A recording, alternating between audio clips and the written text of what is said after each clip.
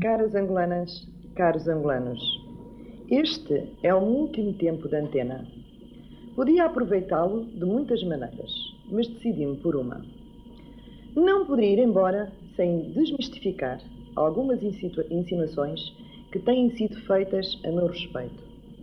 Como mulher, como cidadã e, sobretudo, como candidata, não posso consentir que os partidos políticos, em vez de se preocuparem com os seus problemas internos e em aconselhar o povo de forma democrática, para que possam votar conscientes no programa de cada partido, percam o seu tempo em informar mal os angolanos.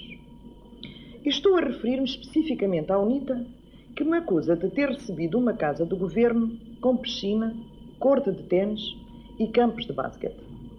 Antes de explicar à UNITA a verdadeira realidade, gostaria de deixar uma pergunta e saber se a casa que o Dr. Savimbo mora foi trazida da Jamba.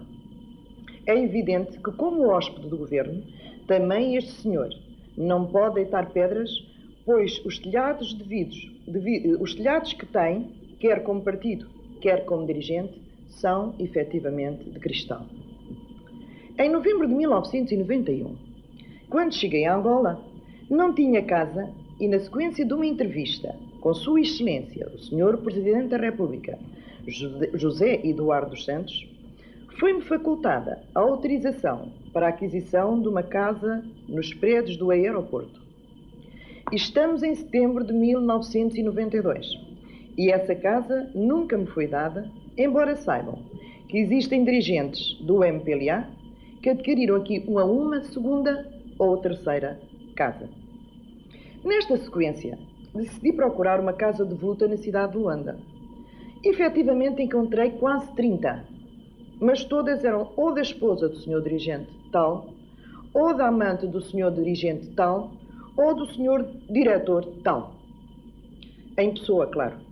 Desesperada porque não tinha casa e porque devo ser a única cidadã angolana que neste momento tem a seu cargo uma renda de 600 mil kwanzas por mês. Renda essa que desde dezembro não foi paga porque eu estou precisamente a reivindicar essa posição, porque acho que não devo pagar 5 milhões e tal de kwanzas. Devo ser a única cidadã angolana, portanto, que paga essa verba e decidi procurar uma casa que estivesse desabitada e, de preferência, fora dos olhares invejosos dos dirigentes deste país. Descobri finalmente uma. Depois de andar pelo Sr. Curipayama, que realmente não me recebeu, mandou-me o seu adjunto, ele não estava cá, mas foi recebida pelo adjunto, para o comissariado da Samba, descobri que a referida casa não tinha nenhum dono e pus-me a tratar da sua localidade, como é óbvio. A comissária Dona Inês, senhora Dona Inês, pôs-se ao corrente da situação estratégica para saber se era uma zona reservada ou não era. Falou com a habitação para saber se havia algum pedido relativo àquela casa e não havia. Indagou o casal que ocupava um quarto de casa e foi-lhe dito que estes estavam em trânsito porque não tinham para onde ir, mas também que não eram os donos legítimos da casa. Nesta conformidade, a comissária, senhora Dona Inês, não viu qualquer inconveniente em autorizar a cedência da mesma, que por sinal está toda ou praticamente destruída, e o que sobra em péssimo estado de conservação. Mediante isto, e com prévia autorização da senhora comissária, mandei para lá uns operários para iniciarem as obras. Só que estes operários foram corridos com uma metralhadora e com a ameaça de que aquela casa pertencia a um senhor coronel Bazuca. Qual não foi o meu espanto, pois até aqui a figura do senhor coronel Bazuca só tinha surgido porque no terreno da casa existem os contentores meio arrombados que têm máquinas de lavar e novas e outras coisas no género, que diz estarem sob a sua jurisdição. E passaram 5 meses desde o início da primeira demarche que eu fiz. Na segunda-feira passada, chegou à minha casa, no complexo residencial da Loja e Técnica, portanto, na Vila Alice, um compadre que é major do Exército e que, devido à desmobilização, não tinha casa para si e para a esposa com bebê. Perante isto, dei autorização ao major para que se instalasse na casa, embora a mesma nem tivesse portas nem janelas. De madrugada, o senhor coronel Bazuca foi chamado, como disse, personagem que eu até aí não conhecia, e correu com o major da Esfápula e com a família, alegando que se lá voltasse mais algum carro, seria corrida a tiro. Fiquei chocada. E como vocês podem imaginar, dirigi-me ao gabinete da senhora comissária, que continuou a dizer-me que eu era a legítima proprietária. Marquei então uma reunião com o senhor Coronel Bazuca, que depois de me ter recebido muito amavelmente e de ouvir toda a história que vos contei, me disse que lamentava imenso, mas tinha investido naquela casa cerca de 30 mil dólares e que juntamente com um sócio pretendia fazer daquela casa um restaurante de 5 estrelas, ou seja, um restaurante de luxo. Reforcei os meus argumentos, dizendo que tinha tido um compromisso legal, que tinha documentos que provavam. E ele respondia-me que a comissária da Samba não devia ter agido daquela forma, pois o seu comissariado não passava de um poder local e que existem outras instâncias que mandam mais do que a senhora comissária.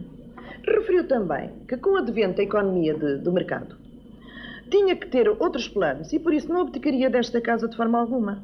Disse-lhe também que não, pois tal como ele havia investido muito em dinheiro em importação de material e até no pagamento dos operários, que continuavam sem trabalhar devido à prepotência com que foram tratados.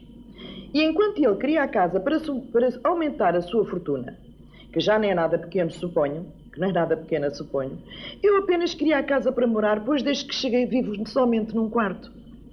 Disse-lhe ainda que lamentava que as instituições deste país se contradissessem e que cada vez uns tivessem tudo e outros não tivessem nada.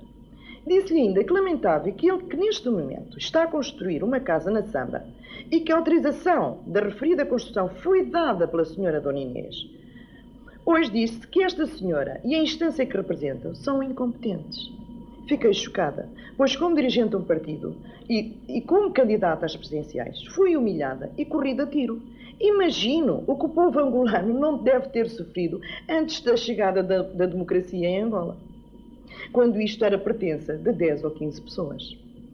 Fiquei chocada, meus caros angolanos, e com o comportamento desleal de um coronel de alta patente do Exército para com outro oficial, embora de menos patente, preferindo consentir a estadia de crianças armadas a um herói de guerra, que tanto ele como a esposa, sargento das FAPLA, durante 20 anos deu o seu máximo para que muitos de nós desfrutássemos do que hoje é Angola. É lamentável, caros angolanos, que estes senhores ainda não saibam o que é democracia. E em democracia não existe totalitarismo do poder político ou administrativo. Como já disse, no meu penúltimo discurso, posso ser acusada de ousadia face ao facto de me ter candidatado, ou ainda de ter protegido jovens e dado nova esperança às mulheres de facto. Mas não me podem acusar, como fez a UNITA no jornal Terra Angolana, de me ter vendido, pois, à luz do rigorismo político que defendo e à base de todo o meu ser, jamais me venderia por uma casa, por um carro ou por outra coisa que traísse aqueles para quem eu tenho responsabilidades morais e que esperam de mim o máximo.